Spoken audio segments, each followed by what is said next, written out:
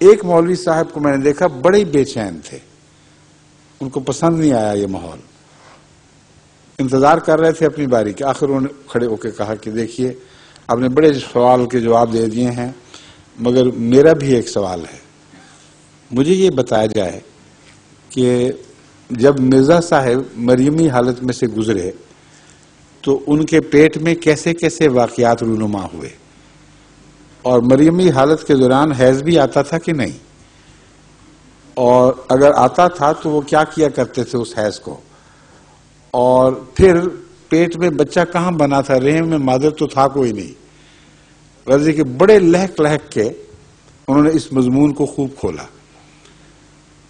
جب ان کی تسلی ہو گئی تو میں نے کہا مولوی صاحب اب تسلی فرما لی آپ نے، جو اثر ڈالنا تھا ڈال لیا، میری بات سن لیں، آپ کے سوال کا جواب میں بعد میں دوں گا، میرا ایک ضمنی سوال ہے، پہلے اس کا جواب آپ دیں۔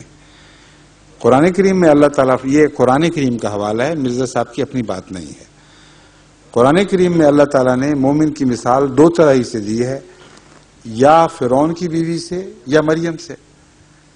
مریم سے تو آپ بہت بدکے ہیں اور کبھی قبول کرنے کے لیے تیار نہیں کہ آپ پر مریمی حالت طاری ہو جائے، تو فرعون کی بیوی باقی رہ گئی، تو پھر آپ سمجھائیے کہ آپ مومن ہیں کہ نہیں، اگر ہیں تو فرعون نے آپ سے کیا کیا کچھ کیا اور کیسے آپ نے ازدواجی تعلقات قائم کیے اور بیوی کے فرائض ادا کیے، ایسا اس پر وہ بے چین ہوئے ہیں اور تڑپے ہیں مولوی صاحب، کیا کہہ رہے ہو؟ میں نے کہا آپ حضرت مرزا صاحب کے متعلق جو ہم سب کے مطاع ہیں، قرآن کریم کی آیت کو نظر انداز کر کے پھپتیاں کس رہے ہیں، میں قرآن ہی کے حوالے سے آپ کو مجبور کر رہا ہوں، اب یہ کچھ مذاق کی بات نہیں ہے، اگر ظاہری معنی آپ نے لینے ہیں جس پر اصرار ہے تو فرعون والے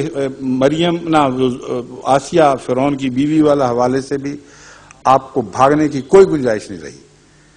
مومن ہیں کہ نہیں، مومن کی دو ہی مثالیں ہیں، مریم نہیں بن سکتے تو فرعون کی بیوی بننا پڑے گا، اور اگر مریم پہ لفظی اطلاق کریں گے آپ حالات کا تو فرعون کی بیوی کے اوپر بھی لفظی اطلاق ہوگا، اب بھاگ کے دکھائیں۔ وہ ساری مجلس جو پہلے خوب چسکے لے کے سن رہی تھی وہ مولوی صاحب پہ الٹ پڑی اور وہ ہنسی مذاق شروع، میں نے کہا روک ٹھہر جائیں آپ، اب میں آپ کو مطلب بتاتا ہوں۔ دو ہی قسم کے مومن ہیں جن کی اللہ محمد رسول اللہ علیہ وسلم کے غلاموں سے توقع رکھتا ہے، ایک وہ مومن جن کے خلاف دنیا کے ذرائع استبداد ہر طرح سے ان کو تنگ کرتے ہیں، ان کا جینا حرام کر دیتے ہیں۔ اللہ تعالیٰ فرماتا ہے کہ میرے بندے مومن جو محمد صلی اللہ علیہ وسلم کے غلام ہیں ان کو کم سے کم فرعون کی بیوی کا نمونہ تو دکھانا چاہیے۔ وہ ایک ایسے جابر بادشاہ کے تابع تھی جو خطرناک دشمن تھا موسیٰ کا، اور وہ بیوی اسی موسیٰ پر ایمان لے آئی جو گھر میں پلا تھا، اور فرعون کے استبداد کی اس نے کچھ پرواہ نہیں کی، خدا کے حضور گریہ ازاری کرتی رہی لیکن ایک لمحہ کے لیے بھی اپنے ایمان سے پیچھے نہیں ہٹی۔ تو عام مومن تو اس قسم کے خطرناک حالات کا تصور بھی نہیں کر سکتے، کیونکہ اتنا جابر بادشاہ اور کبھی کوئی نہیں گزرا جس کا قرآن نے ذکر کیا ہو، تو کم سے کم فرعون کی بیوی بن کے دکھا دو، اپنے ایمان کی حفاظت کرو، دنیا کی پرواہ نہ کرو۔ اور اعلیٰ درجے کے مومن وہ ہیں جن میں روحانی ترقی کی نفسانی خواہش کوئی نہیں ہوتی، وہ ادنا سی بھی تمنا نہیں رکھتے کہ ان کو اعلیٰ مراتب نصیب ہوں، وہ خالصتاً اللہ کے لیے وقف رہتے ہیں جیسے مریم وقف تھی، کسی غیر نے اس کو چھوا نہیں، یعنی شیطان کی لمس سے یہ مومن پاک ہوتے ہیں، اور ان کے اندر سے جو روحانی بچہ پیدا ہوتا ہے وہ شیطانی لمس سے نہیں ہوتا بلکہ اللہ کی روح سے پیدا ہوتا ہے۔ اور اسی لیے وہاں یہ نہیں فرمایا کہ مریم میں روح پھونکی بلکہ اس مرد میں روح پھونکی، یعنی مومن کی طرف اشارہ کر دیا۔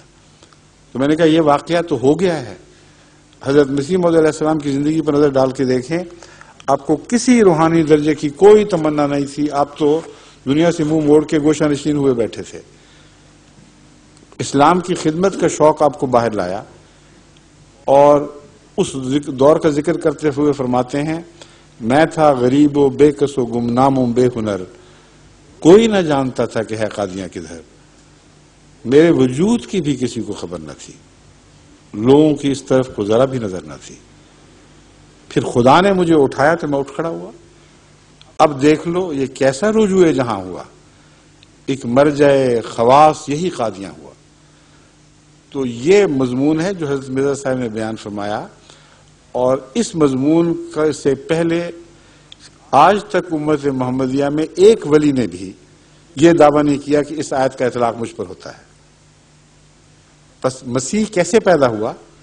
ایک ایسے پاک وجود سے، باہر سے تو نہیں اترا کوئی مسیح، اس پاک وجود سے پیدا ہوا جس کے اندر کوئی نفسانی تمنا نہیں تھی، کسی روحانی مرتبے کی خواہش نہیں تھی۔ اس کی وفا، اس کے خلوص، اس کے تقوی کو اللہ نے قبول فرمایا، اور اس میں اسی طرح روح پھونکی جیسے مریم کے پیٹ سے بغیر انسانی لمس کے ایک بچہ پیدا کر دیا تھا۔ یہ ہے وہ مضمون۔ اب اس کے بعد بتائیں کوئی گنجائش رہتی ہے ہنسنے کی؟ جزاکم اللہ، یہ فرمائیے۔ وہ حضور مسیح موعود کے بارے کہ انہوں نے یہ زبانیں جو ہیں فارسی، عربی، اردو وغیرہ یہ کیسے سیکھیں اور کہاں سے سیکھیں؟ میں کرتا ہوں، جتنے بھی انبیاء ہیں خدا کے پہلے، ان کو کوئی زبانیں آتی تھیں کہ نہیں؟ کہاں سے سیکھتے تھے؟ اللہ تعالیٰ سے، اپنے ماں باپ سے۔ ہاں جی، رسول اللہ صلی اللہ علیہ وسلم نے زبان کہاں سے سیکھی تھی؟ اپنے ماں باپ سے، ماحول سے۔ تو اسی طرح حضرت مسیح موعود علیہ السلام نے بھی زبانیں پہلے تو اپنے ماحول سے سیکھی، اور پھر ایک مولوی تھا جو دیہات کے مولوی جیسے ہوتے ہیں، اس کو حضرت مرزا صاحب کی تعلیم پر گھر پر، جس طرح بچوں کو اس زمانے میں بعض خاندانوں کا رواج تھا، اسکولوں میں بھیجنے کے بجائے گھر پر بلا کر اس نے ابتدائی تعلیم دی، عربی کی بھی اور فارسی کی بھی۔ مولوی یہ اعتراض کرتے ہیں کہ نبی تو براہ راست خدا سے علم پاتا ہے، اور ان کو مولوی نے پڑھایا ہوا ہے، اس لیے یہ کیسے خدا کے نبی ہو گئے؟ خواہ وہ متبع نبی ہو، جو بھی آپ کہیں، مگر خدا سے براہ راست تو اس نے نہ سیکھا۔ واقعہ یہ ہے کہ جتنے بھی گزشتہ انبیاء گزرے ہیں، ان سب کے متعلق قرآنی گواہی یہی ہے کہ ان کو براہ راست اللہ تعالیٰ نے کوئی زبان نہیں سکھائی۔ وہ مضامین پہلے لوگوں کے لکھے ہوئی باتوں سے پڑھا کرتے تھے، اور جہاں تک بائبل کا تعلق ہے، اس میں تو قرآن اتنا کھل جاتا ہے کہ یہ انبیاء جو گزرے ہیں موسیٰ کے بعد، یہ بائبل پڑھ پڑھ کر، اور ربانیوں سے لوگ تعلیم پاتے تھے، تو یہود علماء بھی مدرسین سے تعلیم پا کر بنے، اور بائبل پڑھ کر انہوں نے علم سیکھا، اور انبیاء بھی انہی میں سے پیدا ہوئے۔ بس یہ تصور مولویوں کا اپنا بنایا ہوا ہے، اور یہ تصور بنانے کی بنیاد انہوں نے یہ رکھی ہے کہ آن حضرت صلی اللہ علیہ وآلہ وسلم کو قرآن کریم نے امی قرار دیا ہے۔ وہ کہتے ہیں کہ محمد رسول اللہ امی تھے، اس کا مطلب ہے کہ آپ نے کوئی تعلیم کسی مدرسے سے حاصل نہیں کی۔ اس وجہ سے ہمیں ماننا پڑا کہ تمام تعلیم اللہ ہی نے دی، یہ درست ہے۔ مگر یہ محمد رسول اللہ کا خاصہ ہے یا ہر نبی اس میں شریک ہے؟ اگر ہر نبی ہی امی تھا تو حضرت محمد رسول اللہ صلی اللہ علیہ وآلہ وسلم کا کیا امتیاز ہوا، کیا خصوصیت ہوئی کہ صرف آپ ہی کو نبی امی کہا جائے؟